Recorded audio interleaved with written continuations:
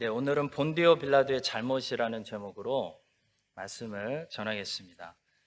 본디오 빌라도를 모르는 사람은 거의 없는 것 같습니다. 사도신경에도 나오는 유명한 사람이죠.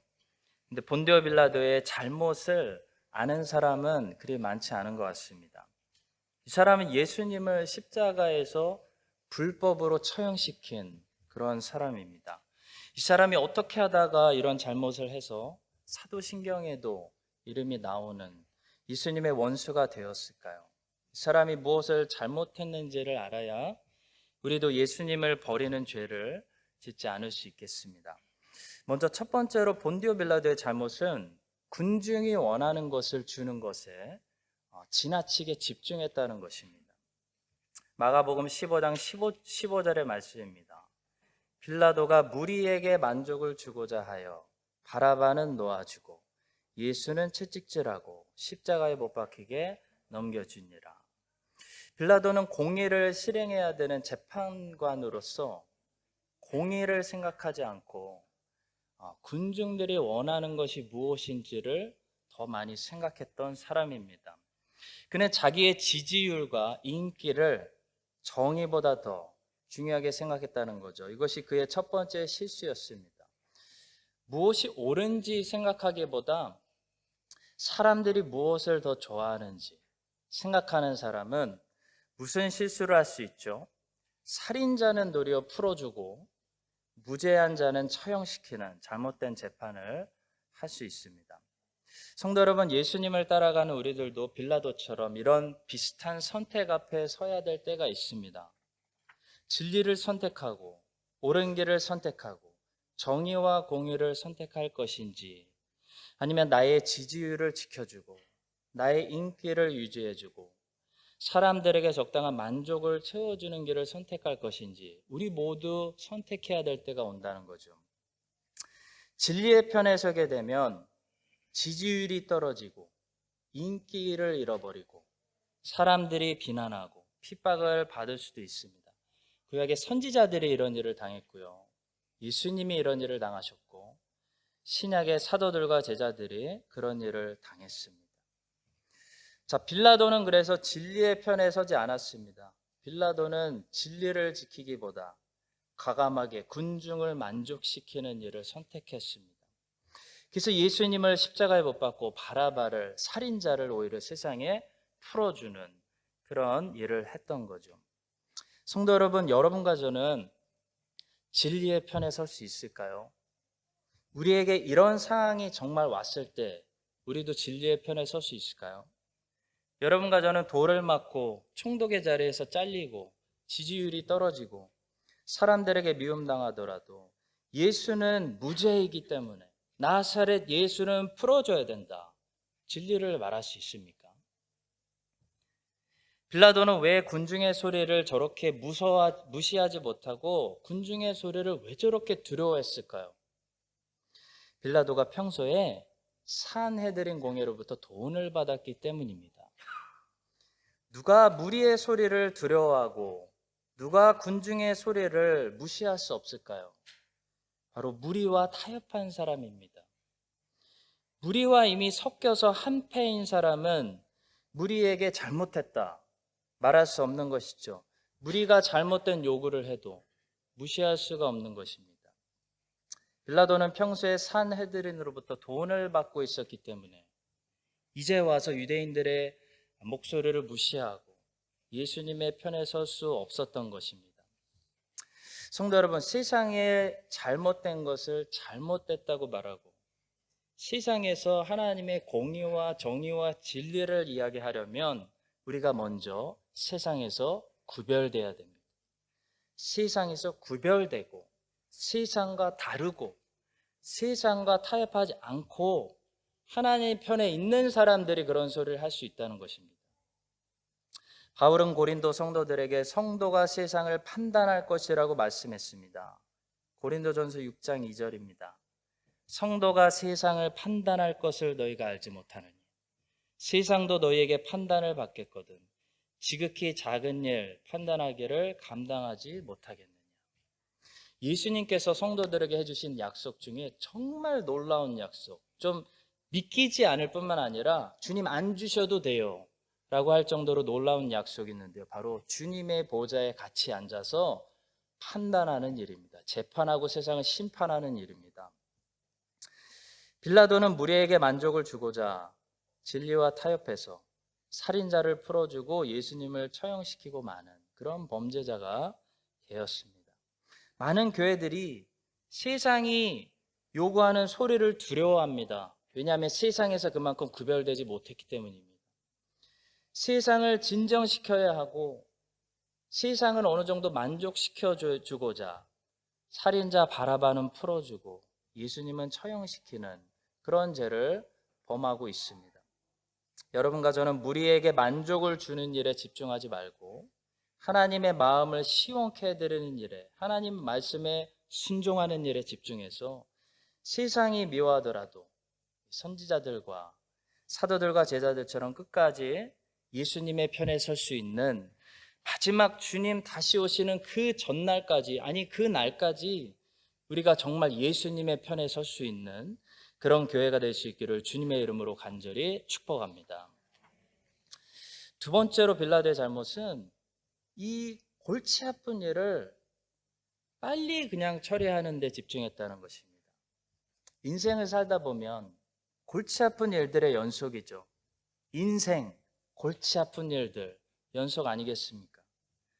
자, 그때 우리는 골치 아픈 일들을 힘들더라도 인내를 가지고 잘 처리할 생각을 해야지 빨리 처리하는데 힘들다고 벗어버리고 싶어서 빨리 처리하는데 집중하면 잘못 처리하게 된다는 것입니다. 빌라도는 예수님의 일을 너무 급하게 처리했습니다. 이 사내들인 사람들이 예수님을 그 전날 밤 붙잡았죠.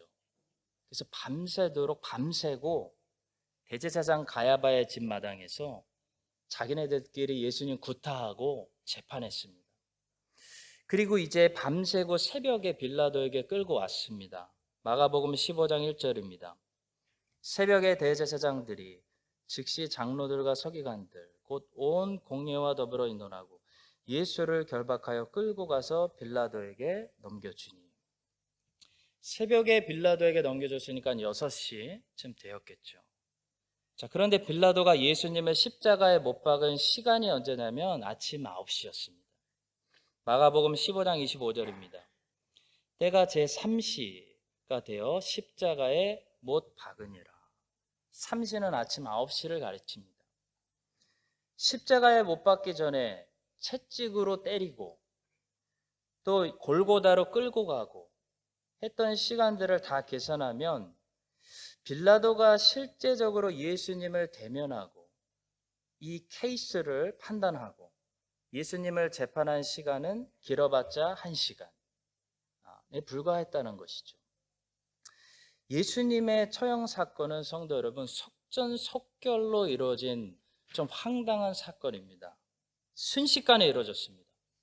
어젯밤 저녁까지만 해도 예수님 겟세마네 동산에서 기도하고 계셨는데 오늘 아침에 눈 떠보니까 십자가에 못 박혀 계셨습니다. 로마는 원래 재판을 굉장히 중요하게 생각했습니다. 로마는 스스로 자기들은 정의롭고 우리들은 공의로운 민족이다, 우월 민족이다, 이걸 과시하고 싶었기 때문에 재판을 중요하게 생각했다는 거죠. 바울과 실라가 빌립보에서 재판도 받지 않고 두들겨 맞고 감옥에 갇혔을 때 빌립보 사람들을 책망하면서 그런 말을 한 적이 있습니다. 사도행전 16장 37절입니다. 바울이 이르되 로마 사람인 우리를 죄도 정하지 아니하고, 다른 말로 재판도 제대로 하지 아니하고 공중 앞에서 때리고 옥에 가두었다가 이제는 가만히 내보내고자 하느냐? 아니라 그들이 친히 와서 우리를 데리고 나가야 하리라. 이런 기록이 있습니다. 또 사도 바울이 예루살렘에서 유대인들에게 잡혀서 죽지 않고 로마의 천부장까지 군대가 움직이면서 로마로 안전하게 압송돼서 살아남을 수 있었던 것은 로마가 황제 앞에서 사도 바울이 재판받을 수 있도록 인정해줬기 때문입니다. 보호해줬기 때문입니다. 자, 그만큼 로마는 재판을 중요하게 생각했습니다. 근데 나사렛 예수의 사건만큼은 불법으로 속전속결로 처리해버렸습니다.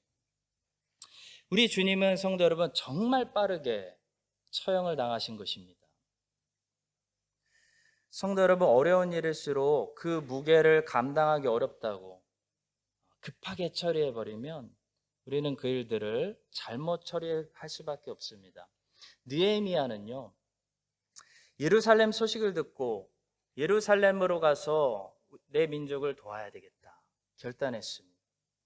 근데 느헤미야는 그 일을 급하게 추진하지 않습니다. 그는 예루살렘 소식을 듣고 왕 앞에 서기 전까지 무려 4개월 동안을 준비합니다. 충분히 기도하고 철저하게 꼼꼼하게 준비했습니다. 어떻게 말할까? 어떻게 왕을 설득할까? 실제적으로 가서 내가 어떤 방법으로 도울까? 생각하고 또 생각하고 기도하고 계획하고 연습하고 준비했다는 거죠. 느헤미야는 그 무거운 마음, 그 답답한 마음을 끌어안고 4개월을 기다린 다음에 페르시아 왕 앞에 가서 허락을 받아냈습니다. 대단한 사람이죠. 많은 사람들이 빨리 사역에 뛰어들고 사역을 급하게 하다가 실수하는 경우를 보게 됩니다. 사역자는 은혜를 끼쳐야 되는데 사역자가 시험 들게 할 때가 많다는 거죠. 왜 그렇습니까? 자기도 은혜 받지 못했는데 자기의 열정을 나눠주려고 하기 때문입니다. 성도 여러분, 사역은 자기 열정을 나눠주는 것이 아닙니다. 사역은 자기가 받은 하나님의 은혜를 나눠주는 것이 미니스트리, 사역입니다. 그렇기 때문에 모든 사역자들은 자기가 먼저 하나님 앞에 은혜를 체험받는 그런 충분한 시간이 필요합니다. 그래서 모든 사역의 출발은 주는 것이 아니라 받는 것부터 시작됩니다. 하나님께 은혜를 받아야 하나님의 은혜를 나눠줄 수가 있습니다. 하나님께 받은 은혜가 없으면 내 열정만 나눠주게 되고 그러면 사람들은 은혜 받는 것이 아니라 시험 받게 됩니다. 우리는 우리가 무엇인가를 연구하고 만들어내서 주는 사람들이 아닙니다. 우리는 하나님께 받은 것을 흘려보내는 사람들입니다. 우리는 사역의 창조자가 아니라 사역의 전달자라는 것이죠. 우리는 메시지가 아니라 메시지를 전하는 메신저라는 것입니다. 소양강 댐을 건설했을 때 3년 동안은 물을 한 번도 내려보내지 않고 3년 내내 채우기만 했었다고 합니다. 충만할 때까지 기다린 것입니다. 사도 바울도 처음에 예수님을 만나고 아라비아 광야로 들어가서 3년 동안 묵상만 했습니다. 왜 그랬죠? 충만히 은혜와 진리와 지혜가 바울 안에 찰 때까지 기다린 것입니다. 성도 여러분, 사역이라는 것은 자기 안에 충만히 채워진 이 하나님의 은혜가 드디어 넘쳐 흐르기 시작해서 그 넘쳐 흐르는 부분을 사람들에게 나눠주고 흘려보내는 것이 사역입니다. 성경에는 충만이라는 단어가 자주 등장하는데요. 이 충만은 가득 채운 상태를 가리킵니다. 예수님은 은혜와 진리가 충만한 분이었다. 사도 요한이 증거합니다. 말씀이 육신이 되어 우리 가운데 거하시며 우리가 그 영광을 보니 아버지의 독생자의 영광이요 은혜와 진리가 충만하더라. 자, 제자들은 이 예수님으로부터 제자가 돼서 처음 했던 설명이 뭐냐면 자신들이 충만히 찰 때까지 받는 것이었습니다. 자신들이 먼저 충만할 때까지 받았기 때문에 나중에 받은 은혜를 나눠줄 수 있는 사람들이 되었습니다. 요한복음 1장 16절입니다. 우리가 다 그의 충만한 데서 받으니 은혜 위에 은혜로라. 성도 여러분, 사역자 여러분, 받는 것이 여러분들의 첫 번째 소명인 줄 믿으시기 바랍니다. 빨리 급히 성과를 보려고 하지 말고 하나님의 은혜가 내 안에 먼저 충만히 가득히 차서 흘러 넘치고 있는지를 우리가 확인해야 된다는 거죠. 그래야 사역이 되고 사람들이 은혜를 받습니다. 빌라도처럼 급하게 빨리 처리하려고 하지 말고 제자들처럼 먼저 하나님의 은혜로 우리가 충만히 채워졌어. 가득히 찬 은혜가 넘쳐 흐르기 시작하는 그런 사역자들 다 되시기를 주님의 이름으로 축복합니다. 세 번째로 빌라도의 잘못은 책임을 회피했다는 것이죠. 빌라도는 예수님을 십자가에 못 박을 때 한 가지 이상한 행동을 했습니다. 바로 무리 앞에서 손을 씻은 일입니다. 마태복음 27장 24절입니다. 빌라도가 아무 성과도 없이 도리어 밀란이 나려는 것을 보고 물을 가져다가 무리 앞에서 손을 씻으며 이르되 이 사람의 피에 대하여 나는 무죄하니 너희가 당하라. 빌라도가 무리 앞에서 손을 씻은 것은 자기는 이제 책임이 없다. 이건 내 책임 아니다. 너희들 책임이다. 지금 이런 말입니다. 이거야말로 그가 얼마나 무책임한 사람인지를 잘 정죄해주는 그런 말씀입니다. 빌라도는 책임자입니다. 당시 유대인들은 사형권이 없었습니다. 사형권은 오직 로마의 총독만 가지고 있었습니다. 유대인들은 정말 화가 나면 돌로 사람들을 쳐서 죽였지 십자가로 죽이지 않았습니다. 십자가는 100% 로마의 사형 집행 방법이었습니다. 로마가 나사렛 예수를 처형시킨 것이고 그것은 당시 유대의 총독인 빌라도의 권한으로 이루어졌습니다. 예수님이 돌로 쳐죽임 당하지 않으시고 십자가에서 돌아가셨다는 것은 로마가 예수님을 처형시켰고 그 중심에 총독이었던 빌라도의 권한으로 이루어졌다. 빌라도가 책임자다. 이런 말씀입니다. 성도 여러분, 책임자는 책임 회피를 한다고 책임 회피가 되지 않습니다. 에덴 동산에서도 비슷한 일이 있었죠. 하와가 뱀에게 유혹을 당해서 선악과를 먼저 먹어버리는 사건이 발생합니다. 그때 하나님께서는 하와에게 말씀하시지 않습니다. 에덴 동산에서 사람이 선악과를 먹는 사건이 벌어지니까 하나님이 제일 먼저 하신 말씀은 다음과 같은 말씀입니다. 창세기 3장 9절입니다. 여호와 하나님이 아담을 부르시며 그에게 이르시되 네가 어디 있느냐? Adam, what happened? 이런 말씀입니다. 아담아, 무슨 일이 일어났냐? 물론 아담도 함께 선악과를 먹었는데요. 하와가 유혹을 당해서 일을 저질렀는데 하나님은 아담을 부르신다는 거죠. 아담, explain what happened. 무슨 일이 있었냐? 설명해라. 왜 그렇습니까? 아담이 선악과를 먹지 말라는 하나님의 언약을 받은 언약의 대표자. 다시 말하면 에덴 동산의 관리자, 책임자였기 때문입니다. 선악과를 먹지 말아라. 먹는 날에는 정령 죽으리라. 말씀이 선포될 때 하와는 존재하지도 않았습니다. 제가 시드니에 있을 때 이재철 목사님께서 저희 교회 오셔서 그때 한번 말씀드렸죠. 목회자 세미나를 또 했었던 적이 있었습니다. 시드니에 있는 많은 목회자분들이 오셔서 다양한 질문을 하면 목사님이 대답해 주시는 그런 Q&A 식으로 하는 목회자 세미나였습니다.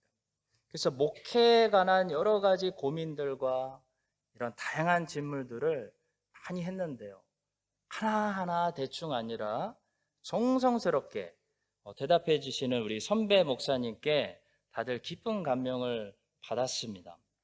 근데 한 가지 질문이 던져졌는데 그 질문에 대해서만큼은 이재철 목사님께서 너무 단호하고 아주 짧게 한마디로 답변하시고 다음 질문으로 그냥 넘기셔가지고 그 질문하신 목사님이 조금 민망해지고 보는 저희들도 조금 당황했던 그런 순간이 있었습니다. 어떤 질문이었는지 궁금하시죠? 어떤 목사님이 이렇게 질문했어요. 이재철 목사님, 목사로서 목회하다 보니 가정에 소홀하게 됩니다. 아내에게 잘 못하게 됩니다. 어떻게 해야 가정도 건강하게 지키고 아내도 건강할 수 있습니까? 그 질문을 받자마자 이재철 목사님께서 단호하게 한마디로 이렇게 말씀하셨습니다. 목사님, 사모님과 목사님 자녀들이 얼마나 건강하고 해피하냐에 관한 것은 전적으로 목사님 책임입니다. 자, 다음 질문 하고 넘어가셨어요. 그때 충격받았는데 두고두고 생각할수록 너무나 이게 맞구나, 핑계댈 수 없구나 라는 하나의 목회관을 가지고 그때부터 살게 되었습니다. 제가 얼마나 목회가 바쁘고 어렵고 그런 거와 상관없이 제 아내와 아이들이 만약에 건강하지 않고 행복하지 않다면 그것은 전적으로 하나님 앞에서 제 책임이라는 것입니다. 왜냐하면 제가 남편이고 아버지이기 때문입니다. 저에게 맡겨주신 가정이기 때문입니다. 우리 아버지분들, 남편분들 잘 들으십시오. 아내의 행복 우리 책임입니다. 자녀들의 건강 우리 책임입니다. 일이 바쁘다고 세상과 싸워서 견뎌내기도 어렵다고 우리가 하나님 앞에 핑계 대봐야 소용없습니다. 우리가 책임자이기 때문입니다. 빌라도도 힘들었겠죠. 한쪽에서는 징글징글한 유대인들이 예수님 시기에서 죽여달라고 하고 있고, 근데 예수님은 아무리 봐도 죄가 없고 이 너무나 어려운 상황입니다. 그러나 빌라도는 예수님의 재판의 책임자입니다. 하나님은 그 불법 재판에 관한 책임을 반드시 빌라도에게 물으실 것입니다. 여러분과 제가 책임자라면 이 핑계 저 핑계 대지 말고 하나님이 우리에게 맡겨주신 우리 가정과 또 사회에서 끝까지 책임을 다하는 그런 사람들이 될 수 있기를 주님의 이름으로 축복합니다. 마지막으로 짧게, 빌라도의 잘못은 예수님과 자기의 위치를 착각했다는 것입니다. 이 마태복음 5장 1절을 보시면요, 예수님께서 이제 산상설교를 시작하시는데요, 산에 올라가 앉으셨다 기록하고 있습니다. 예수께서 무리를 보시고 산에 올라가 앉으시니 제자들이 나아온지라. 자, 이것은 예수님이 산에 올라가셨으니까 자연스럽게 발이 아프셔서 앉으셨다, 지금 그런 기록이 아니라 마태가 기록한 목적은 예수님에게 티칭의 권위가 있었다, 이것을 말해주는 말씀입니다. 당시 유대인들의 랍비들은 앉아서 가르쳤습니다. 가르치는 선생의 권위를 앉는 행동으로 보여줬다는 거죠.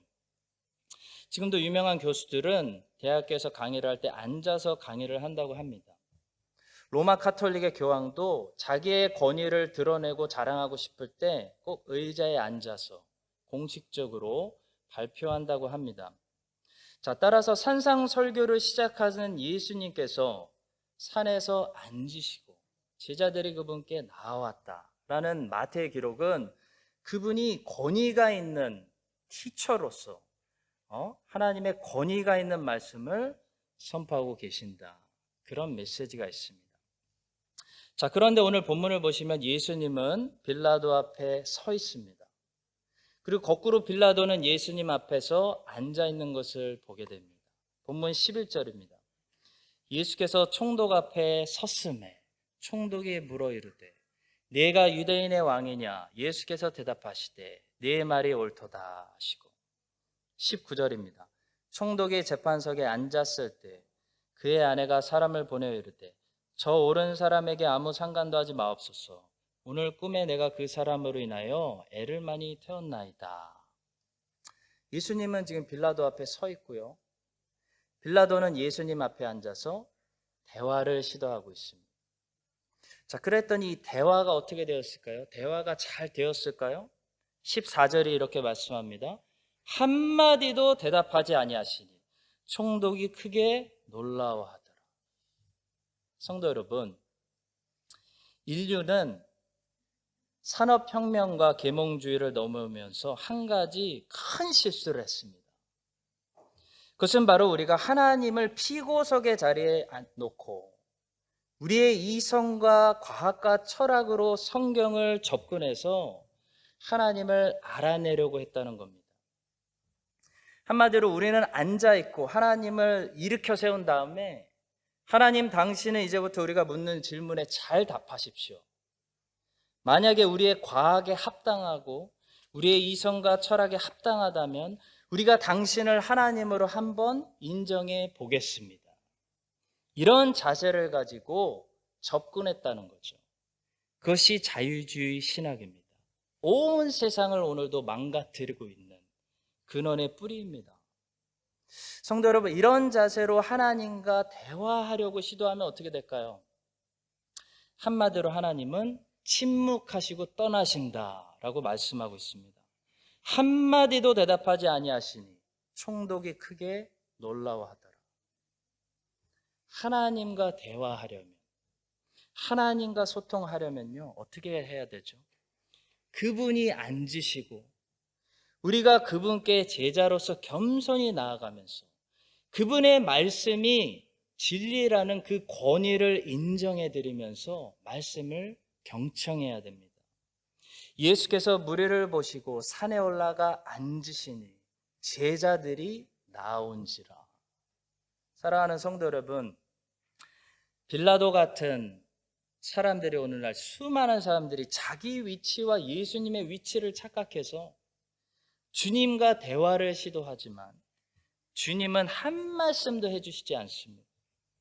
이것을 우리가 기억하고 여러분과 제가 더욱더 겸손해지고 하나님의 위치와 우리의 위치를 바로 알고 하나님의 그 권위적인 말씀 앞에 겸손함으로 우리가 나아갈 때마다 하나님께서 그 입을 열어 겸손히 나오는 여러분들에게 하나님의 말씀을 날마다 가르쳐 주시는 그런 복된 제자의 삶을 살아가시기를 예수 그리스도의 이름으로 간절히 축복합니다. 기도하겠습니다. 하나님, 본디오 빌라도의 잘못을 배웠습니다. 성경을 거울 삼아서 본디오 빌라도의 잘못을 우리의 삶에 오늘 반복하지 않고 하나님 앞에서 겸손하게 바르게 살아갈 수 있도록 우리 모두에게 은혜를 베풀어 주시옵소서. 만왕의 왕이신 예수 그리스도의 이름으로 기도합니다.